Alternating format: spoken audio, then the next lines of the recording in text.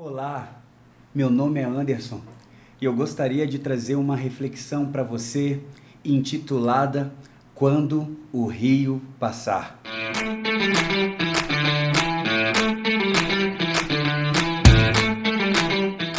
Em Isaías 62, no versículo 6 e 7, vai dizer assim: Coloquei sentinelas em seus muros, ó Jerusalém, jamais descansarão dia e noite. Vocês que clamam pelo Senhor, não se entregue ao repouso e não lhe conceda descanso, até que ele estabeleça Jerusalém e faça dela o louvor da terra. A história bíblica vai mencionar por diversas vezes que uma cidade que estava sem muros e até mesmo que estava sem vigias, ela era uma cidade desprotegida dos ataques dos seus inimigos. Assim também, no mundo espiritual, uma cidade, ela está descoberta, ela está desprotegida se não houver intercessores.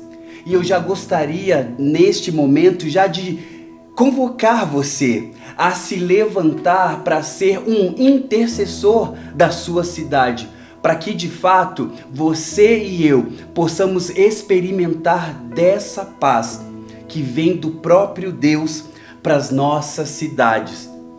Pindamonhangaba, a cidade a qual eu moro, ela compõe as 36 cidades dentro da região do Vale do Paraíba. E é tão interessante que essas 36 cidades, ela é regida ou ela é coberta pelo rio Paraíba do Sul. E é tão interessante, até posso dizer de maneira profética, que não somente o rio Paraíba do Sul corre estas cidades, mas como o salmista diz lá em Salmos 46, 4, existe um rio que alegra a cidade de Deus. De fato, nós temos o rio Paraíba, mas também nós temos o rio de Deus a fluir, não somente em Pindamonhangaba, mas em cada cidade aonde você está acompanhando essa reflexão comigo. Acompanhe outra leitura bíblica que se encontra em Ezequiel 47:9, que diz: por onde passar o rio, haverá todo tipo de animais e de peixes, porque essa água flui para lá e saneia a água salgada, de modo de onde o rio fluir, tudo viverá. Tudo viverá na sua vida e em minha vida quando o rio de Deus passar. E diante desta palavra tão profética, eu gostaria de falar com vocês 3 pontos. Quando esse rio passar. Quando o rio de Deus passar na sua vida e na sua cidade, você terá a sua sede saciada. Olha o que o salmista diz em Salmos 87:7. Todas as minhas fontes estão em ti. É tão interessante quando você vê o salmista discorrer no Salmos 23, que ele diz que o bom pastor faz com que ele leve as ovelhas a repousar em verdes pastos. Assim é o nosso Deus. Ele não só leva a cada um de nós a repousar em bons pastos, mas Ele nos dá uma vida e uma vida em abundância, isto é, uma vida de muita qualidade. Eu posso me lembrar da história daquela mulher, lá quando Jesus vai em Samaria e vai ter um encontro com ela. Até então, os encontros que ela ia até a fonte era para saciar uma sede que não podia ser saciada por aquela água que ela ia buscar todos os dias ou de maneira costumeira. Mas quando o próprio Jesus diz a ela: ei, para de beber desta água e passa a beber a água que eu tenho para te dar, a água que de fato te sacia, que mata a tua sede. O texto bíblico lá em João 4 vai dizer que ela largou o vaso que ela tinha e foi de fato experimentar da água de Deus.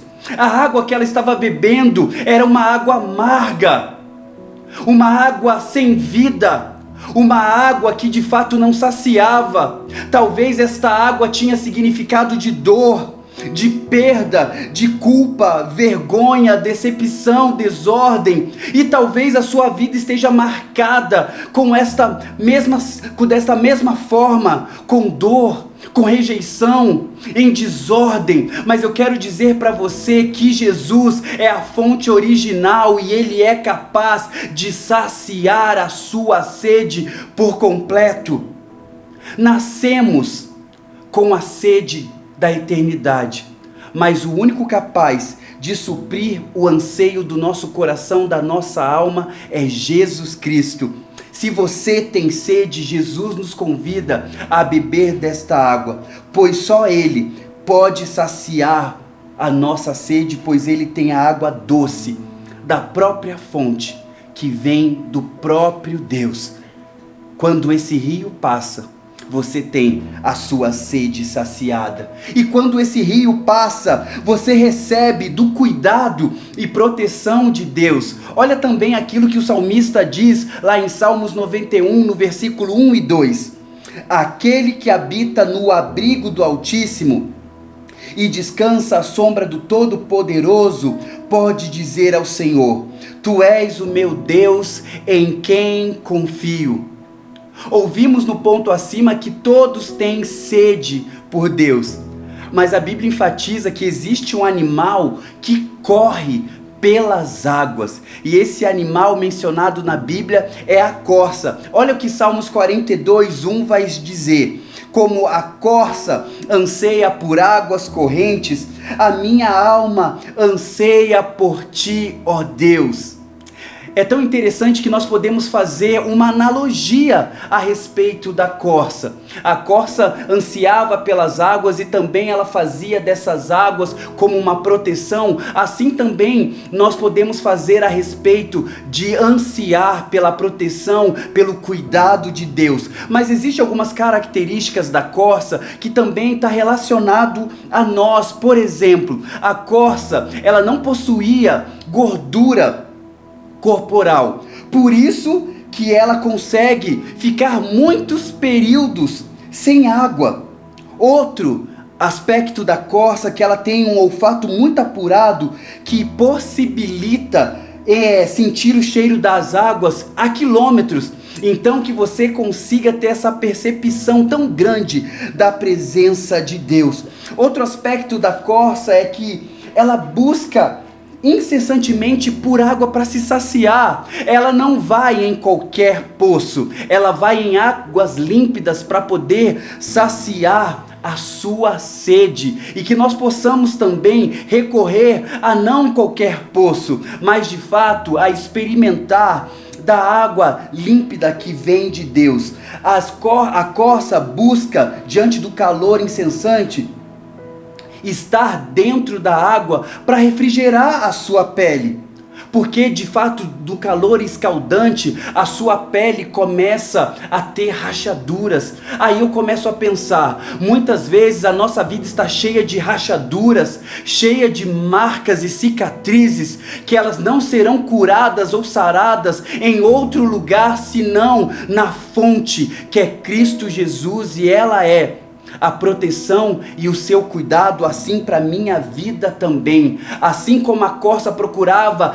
estar imergida nas águas para poder aliviar as dores causadas por essas rachaduras, saiba que existe um lugar em Deus aonde podemos nos refugiar, porque Ele tem um remédio para a nossa dor, para a nossa ferida, para as tristezas, para as marcas das nossas vidas.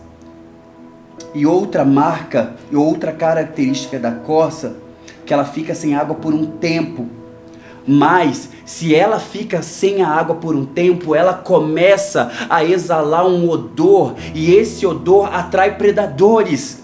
Que interessante isso. Nós precisamos estar na água, porque na água é a nossa proteção, é o nosso cuidado. Da mesma forma que a corça anda desprotegida se não estiver imersa sobre as águas, nós também, se estivermos fora das águas, nós não vamos conseguir esta proteção. E terceiro, quando o rio passar, você vai experimentar o caminho da ressurreição. O versículo 9 de Ezequiel 47 vai dizer o seguinte: por onde passar o rio, haverá todo tipo de animais e de peixes, porque essa água flui para lá e saneia a água salgada, de modo que onde o rio fluir, tudo viverá. A palavra de Deus menciona duas histórias sobre uma mulher que ela sofria por 12 anos de hemorragia e ela foi curada, e uma menina que ela havia 12 anos e ela também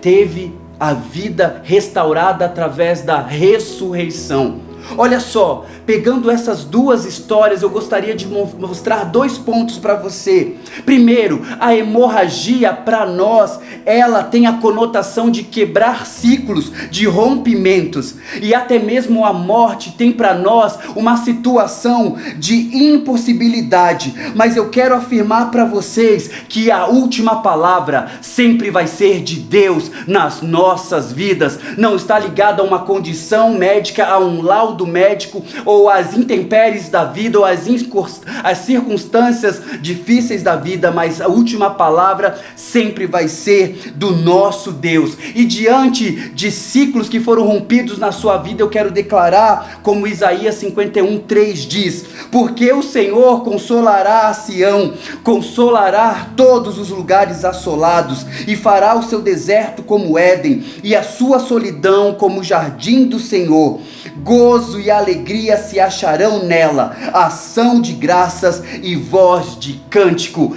Todo vínculo, toda quebra de ciclo aqui, em nome de Jesus, você vai voltar a ter uma vida normal, você vai fluir, porque em nome de Jesus isso está sendo quebrado, e toda palavra de morte, de contrariedade, eu quero aqui declarar, dizendo para você o que João 11:25 diz.